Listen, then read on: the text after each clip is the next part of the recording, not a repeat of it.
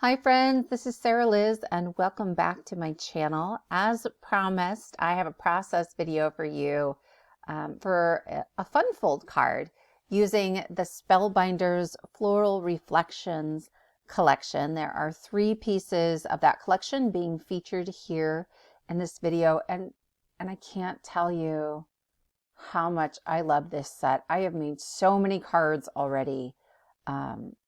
Just with the couple of pieces they sent me. So I'm starting out with the Essential Floral Reflection nesting dies, and I cut 3 pieces. And then this is the Floral Reflection, the floral cluster.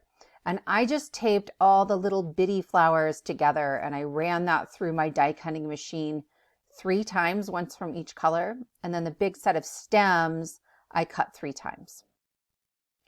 Then I have 3 pieces of cardstock cut to an A2 size, 4 1/4 by 5 1/2. 2 of them are 100 weight accent opaque white, and then one of them is like a shimmery, it's a Nina cardstock, but I've had it for years and years. If I can find it, I'll link it below.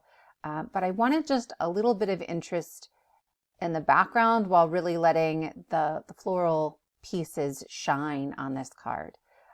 Because this is a fun fold, I don't need an A2 card that opens up, right? So I've glued the shimmery piece onto one of my A2 bases, and then here, that purple piece is going to be like a flap that lifts up where we can write our greeting. And I'm setting this inside of the Tile Reflection 3D embossing folder. It's a really huge embossing folder. And it is a geometric pattern, so I was careful to kind of line it up so things were centered-ish within that pattern, and you can see just how deep that emboss is. It's really stunning. And it's sort of all seasons, right? I've been using it on Christmas cards, I've been using it here on birthday cards. I got out my scoreboard and I'm creating a score line just for that very top bit. And then I used my flat bone folder to sort of flatten out the texture on that flap, because we're going to glue that in between our 2 A2 layers. I didn't want the flap to be just 1 layer thick of embossed cardstock, because that embossing kind of breaks down the fibers. It makes it a little bit flimsy. It warps it a little bit. So I'm cutting off the tops of a purple piece and a white piece. Here, it looks like I cut just a sliver more, but actually,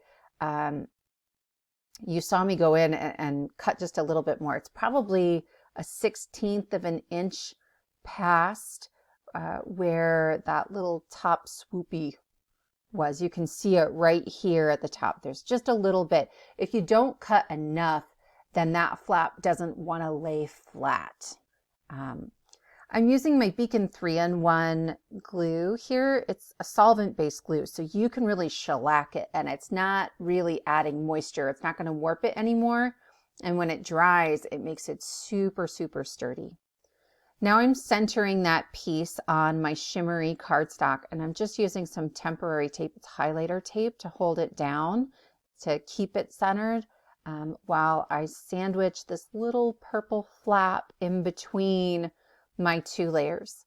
And again, yeah, at this point, I have the glue out. I'm going to use that glue, but you could have switched certainly to your Barely Art or something like that. The accent opaque 100-pound is sturdy enough that you're not going to run into issues with warping. And that's an excellent glue for paper to paper. Here, things are going to get a little bit wonky as I'm trying to figure out how I'm going to get this to hide underneath there. I tested it out before. Obviously, this is the second card in this style that I'm making, and you've got a little wiggle room. So you'll see me just kind of nudging that white piece so it fits neatly under there. And that Becon glue isn't a real quick grab, so you've got some wiggle room. I would say even more than you do with like the Barely Art. But once it starts to grab, like, it's all over. Just so watch out. The green floral leaves and stems has some really delicate pieces on it. So this is my current favorite way to adhere them. I just have a silicone mat. You could use any silicone mat you have, or if you have like a silicone stencil mat, that would work too. And I'm scribbling a thin line, right? It looks like a lot of glue, but it's not. A thin line of glue and setting it in there. I'm showing you now, I glued 2 of them together, but those little purple flowers, the tiny little round ones, actually go behind the stem. So my 3rd piece, so this is a single layer, I've flipped over, and now I'm just adding glue to the back of that piece so I can add in my little purple flowers. You can see them there. And then I'm going to go back to my silicone mat, and this time I'm going to add a little bit more glue, but because some of the glue has kind of dried on there, I'm really picky about which piece I'm willing to set into it. So this piece, I'm laying front side into the glue, and I'm using my little pokey tool, and I find that this is just a little safer. It's easier to remove any like slightly dried glue or something that might be on there, and then I'm going to line it up and stick those 2 guys together. To clean up that mat, you can wipe it down with a baby wipe real quick. I just let mine dry on there. If there's enough glue, it'll peel right off. If there isn't, you can just like use a piece of packing tape and to get it started, and it'll peel right off, and it's good as new.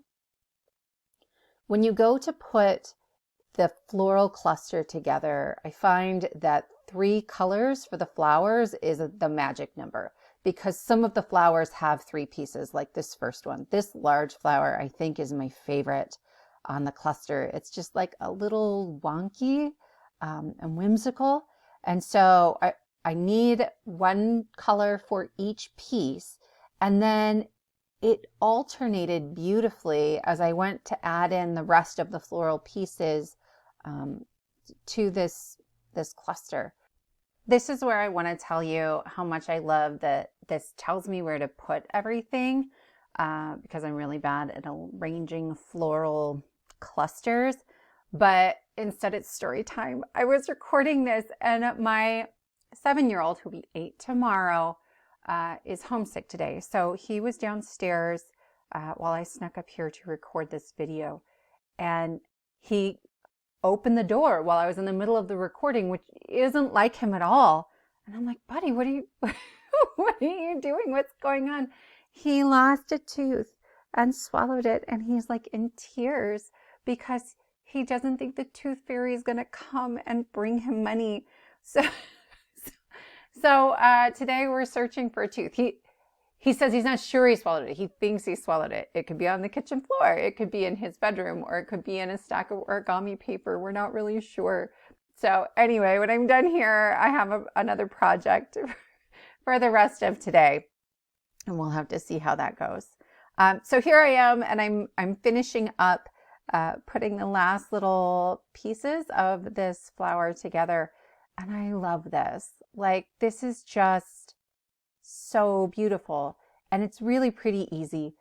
It's designed to fit on that background piece perfectly so that you can get 2, actually. If you put that sort of flat side, the bottom of it together, the bottom to the bottom, then you fill that entire essential floral reflections frame set. I don't even know what to call it.